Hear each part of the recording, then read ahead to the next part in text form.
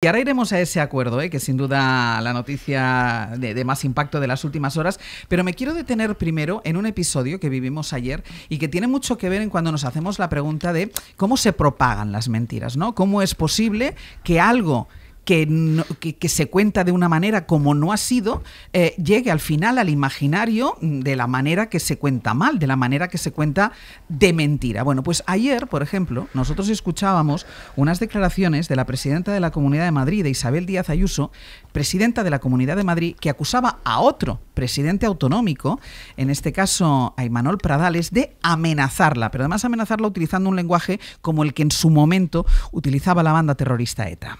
El Lehendakari, ayer o antes de ayer, en un mitin en el País Vasco, me mandó un mensaje, un recado un tanto preocupante, porque lo de Ayuso es un pim pam pum, que es lo que vino a decir, que es lo que se decía antaño, me parece altamente preocupante. Y esto es socio del gobierno también, las amenazas, ¿no? El Echuna Ayuso, que te estamos siguiendo, sin venir a cuento, y utilizando, como hacen siempre, pues en este caso el euskera y esa violencia verbal típica de los socios de Sánchez para intentar para intentar equipararnos luego a los demás. Luego tú, si lo denuncias o te quejas, eres tú que buscas la confrontación. Es como un gobierno que hace justo lo que denuncia y busca siempre el espejo enfrente.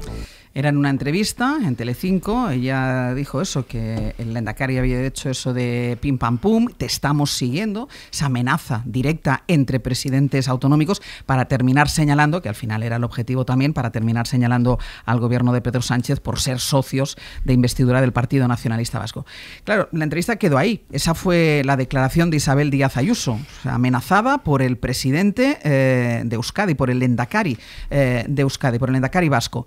Claro, fuimos a buscar el origen, qué había dicho Imanol Pradales, qué había dicho el Lehendakari. We are Basque. We are Basque. Eta inglesez behar bezala entzunez badute, euskeraz ere argi eta ozen esaten diegu. Ayuso anderea, euskaldunak gara. Ayuso entzun, Euskadi euskaldun. Ayuso entzun, Euskadi euskaldun. Ayuso entzun, Euskadi euskaldun, que si no me equivoco es Euskadi habla euskera, ¿no? Esa sería... Sí, sí. A mí me parece una polémica rara la que ha montado la señora Ayuso, porque yo creo que implica varias cosas. Primero, un profundo desconocimiento de la historia del Partido Nacionalista Vasco, que no necesitamos defenderle porque ya tiene quien lo hace, que son sus dirigentes, pero que nunca en ningún momento de su historia, que yo recuerde, le he visto defender proclamas a favor de la violencia. Todo lo contrario. Segundo, se lo dice en castellano, se lo dice en inglés y se lo dice en euskera. Y le da un mensaje múltiple que lo que está haciendo es reafirmar una lengua que existe en Euskadi, que es el euskera, y que muchos de los ciudadanos y ciudadanas que son vascas y vascos la hablan, y por eso son euskaldunes, ¿no? Está muy alejada la frase del Lehendakari Imanol Pradales de todo eco de los cánticos que en otro tiempo esa parte de la sociedad vasca que apoyó a ETA gritaba en las calles de Euskadi, que era lo del pim pam pum, que era una amenaza velada de atentado terrorista o de violencia contra personas que la sufrieron durante muchos años allí. No creo que haga falta sacar currículos de aquel tiempo, en los que, por cierto, nunca vi por allí a Isabel Díaz Ayuso, para andar desmontando una absurda escena que ha montado alrededor de una declaración en el Alderdi Eguna, que es el día del Partido Nacionalista Vasco, el Lehendakari del gobierno vasco, ¿no? Pero si lo que quieres discutir de políticas con las políticas que aplica el gobierno vasco, que está compuesto por dirigentes del PNV y dirigentes del Partido Socialista de Euskadi, no estaría mal escucharla un debate sereno sobre políticas que comparen, por ejemplo, la financiación en educación en Euskadi y en Madrid, que comparen la financiación en sanidad, que comparen la financiación en políticas públicas de carácter cultural, en financiación de políticas que son competencia del gobierno vasco, que también lo son muchas de ellas aquí en Madrid, y que comparen en términos de cohesión social un lugar y otro, ¿no? Más allá de entrar en debates absurdos y tratar de encontrar polémicas que no tienen sujeción porque se sujetan en una interpretación maliciente que ha hecho la señora Ayuso de las declaraciones del lehendakari Pradales. Pues mira, ahora voy con vosotros, pero por eso que decías, no entiendo, no entiendo estas declaraciones y no entiendo la polémica que quiere generar Isabel Díaz Ayuso. Jefe de contenidos de Radio Madrid, Roberto Torija, buenos días. Hola, muy buenos días.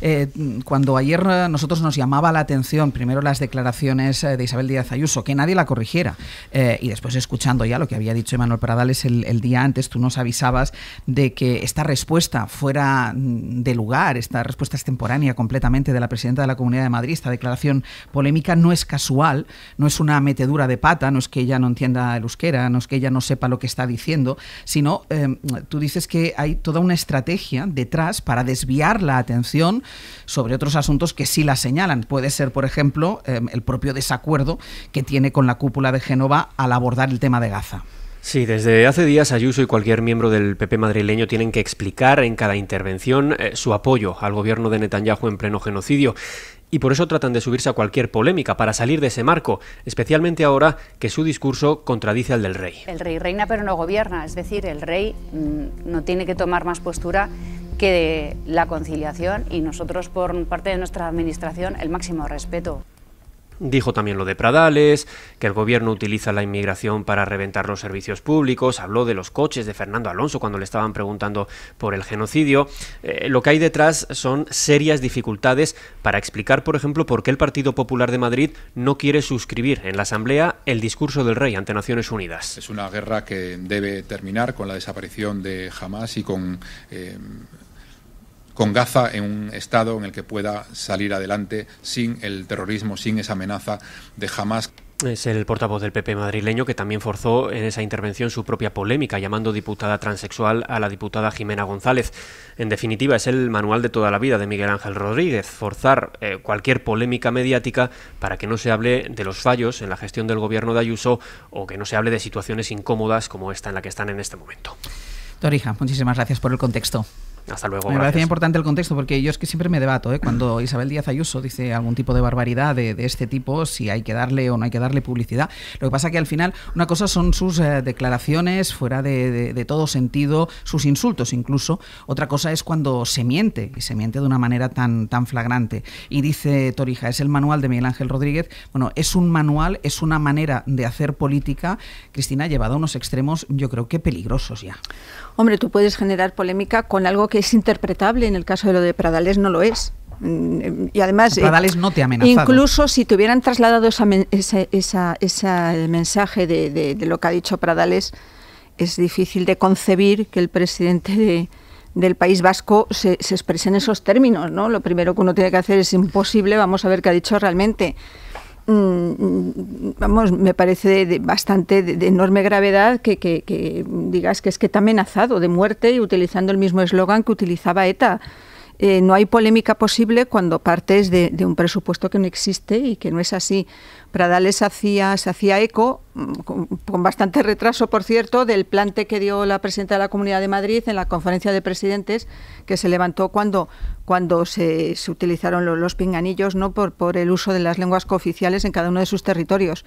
Yo, de todas maneras, discrepo de una cosa. Yo, sinceramente, no creo que el PP de Madrid o la Comunidad de Madrid esté incómoda con la posición que mantienen con respecto a Israel. Desde el principio la presidenta tuvo una posición muy pro-israelí, no la ha ocultado, ha insistido en ella. Es verdad que el discurso del rey, pues han presentado una moción en este sentido, Más Madrid y PSOE, para suscribir el discurso del rey, que tampoco habla de genocidio, habla de masacre.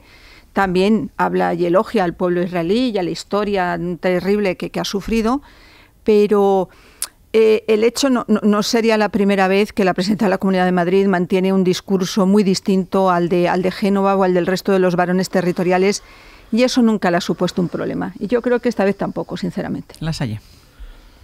Bueno, yo, después de lo que habéis Acércate dicho, un poquito al micrófono. Después de lo que habéis dicho, la verdad es que poco añadir, ¿no? Yo creo que hay una inercia argumentativa en muchas de las reflexiones que plantea la presidenta de Madrid, que confunde más el deseo que confunde el deseo con la realidad, ¿no? Y este es un caso evidente. Lo que busca muchas veces es esa confrontación que le permita colocar un discurso que está basado en argumentarios que muchas veces nacen de una lógica política donde ella pretende visibilizarse como lo que estamos viendo, ¿no? Eso hace que la argumentación muchas veces sea más inducida que propia, y tiene que ver probablemente con los entornos que nutren de muchas de sus declaraciones a la presidenta de Madrid. Y luego también casi deberíamos afrontarlo con una cierta ironía dentro del problema que plantea este tipo de declaraciones, porque es verdad que empezamos a tener problemas a veces cuando interpretamos lo que dice, con el tema de la fruta famosa, pero también tiene problemas para interpretar lo que otros dicen y ella repite, con lo cual ahí hay de alguna manera una paradoja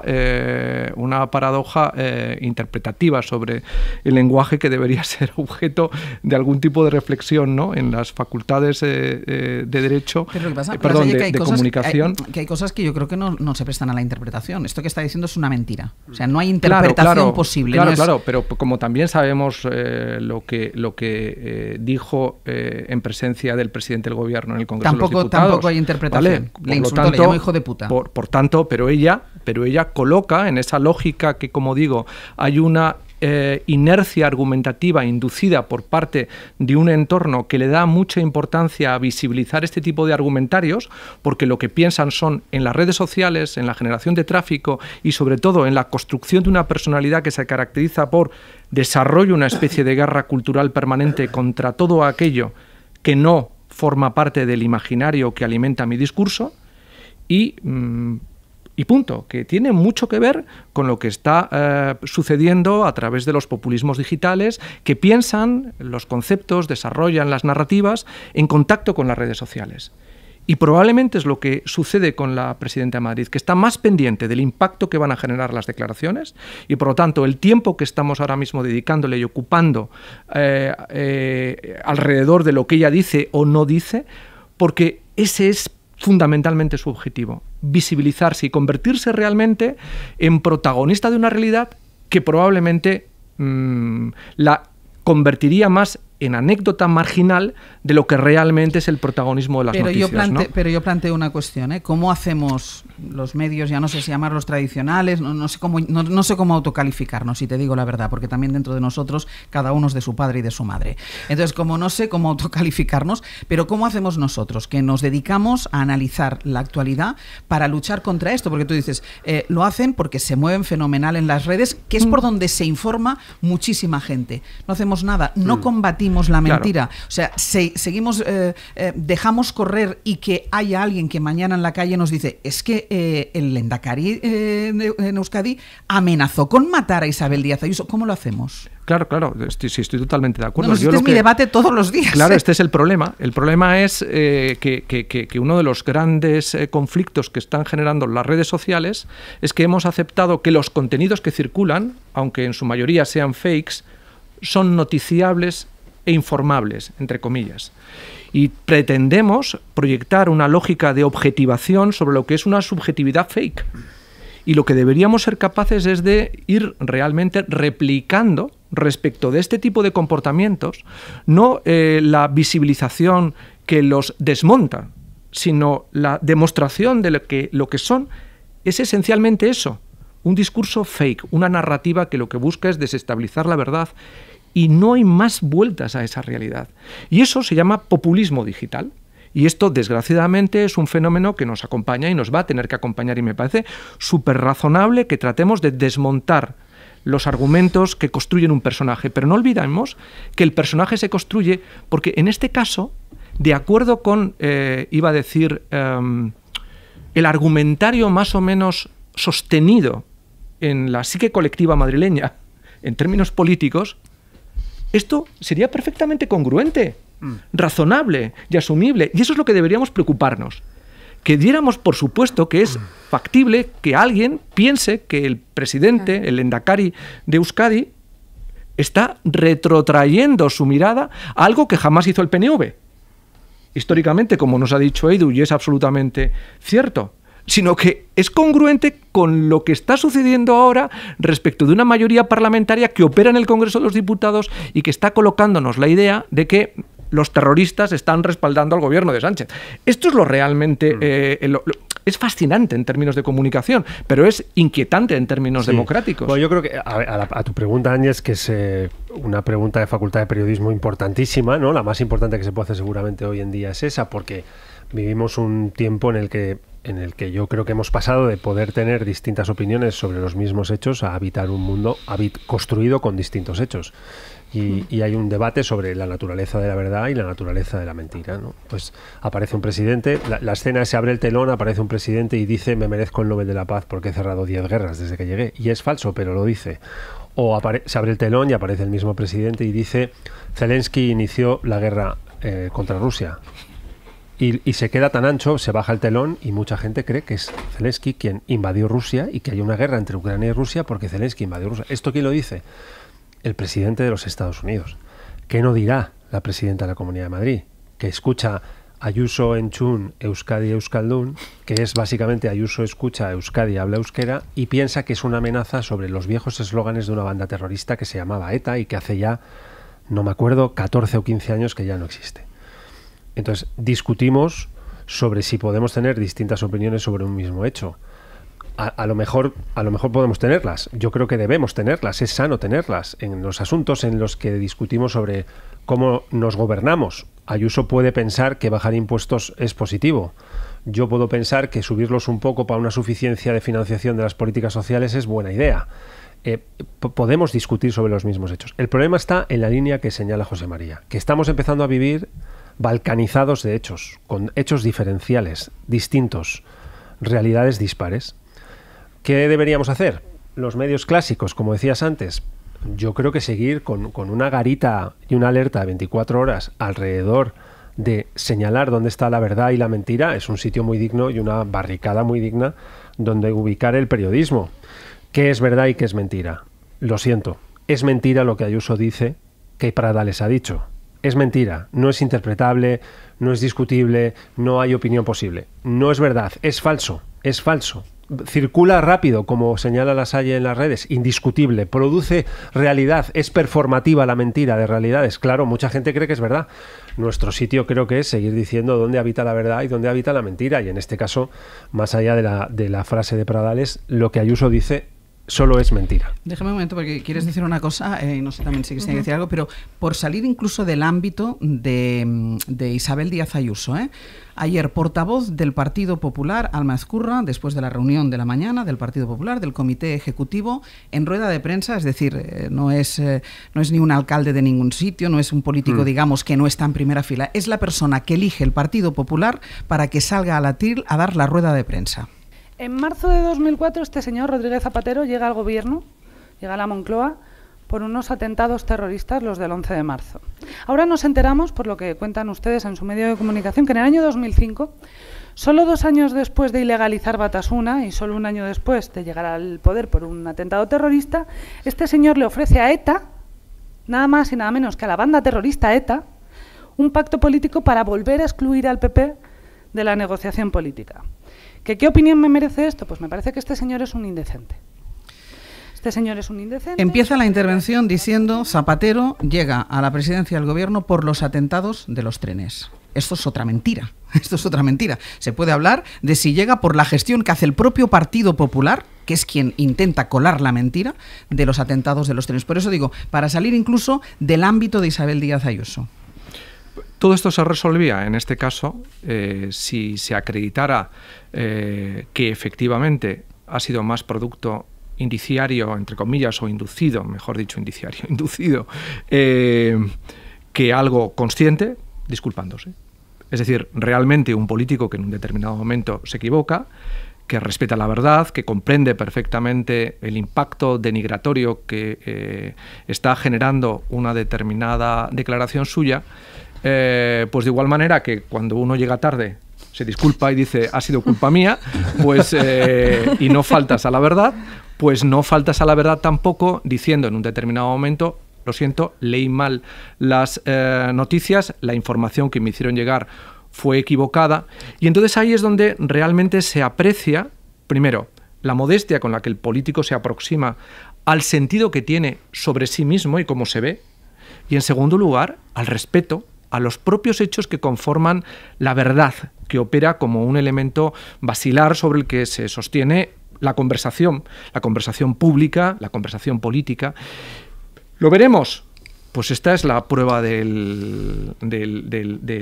Esta es la prueba que nos determinaría si testamos o no correctamente si hay un populismo digital detrás, si hay una lógica performativa donde uno está deseando que pasara esto en la realidad, etcétera, etcétera. Cristina, y cierro ya. Yo creo que hay una clave, que no es que un mismo hecho pueda ser interpretado o opinable de distintas maneras, como decía Eduardo, sino que es que vivimos realidades paralelas.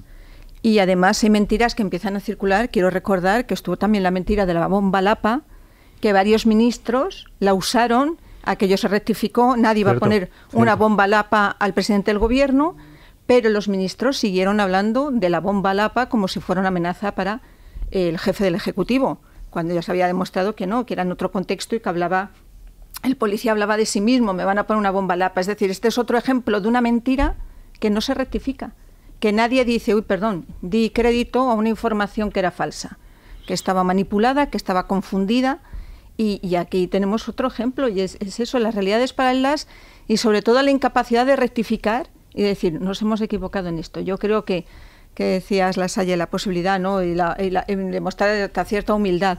Yo creo que en absoluto, o sea, la política nos ha enseñado que la petición de disculpas ha sido borrada de la manera de conducirse en nuestra clase política. Sí.